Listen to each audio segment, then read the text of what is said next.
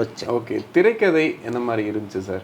Lokesh படம்னாவே screen play வந்து ரொம்ப கிரிப்பாக இருக்கும், கரெக்டாக இருக்கும் அப்படின்னு சொன்னாங்க.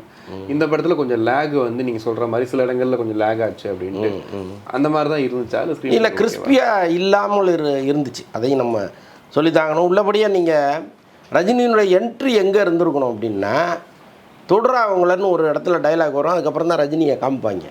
அங்கேருந்து கதையே ஸ்டார்ட் ஆகிருக்கணும். ரஜினியினுடைய அறிமுகமே அங்கே தான் இருக்கணும். அதுக்கு முன்னாடி வளவலன்னு பேசிட்டே இருக்காங்க.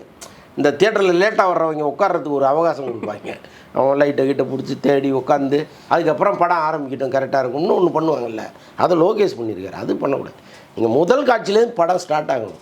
விறுவிறுன்னு போகணும். நீங்கள் சொல்ல நினச்சதை ஃப்ளாஷ்பேக்கில் சொல்லியிருக்கணும். ஏன் ரஜினி சுருதிக்காக அடிக்க வந்தாருங்கிறது ஒன்று இருக்குல்ல, நீங்கள் அங்கே தான் தூக்கி அதெல்லாம் போட்டிருக்கணுமே தவிர, இது படம் பாட்ட 20 நிமிஷம் போயிட்டுருக்குது அப்புறமா இவர் வந்தாருன்னா அங்கேயே நமக்கு அந்த திரைக்கதையினுடைய அழகு கெட்டு போயிடுச்சு.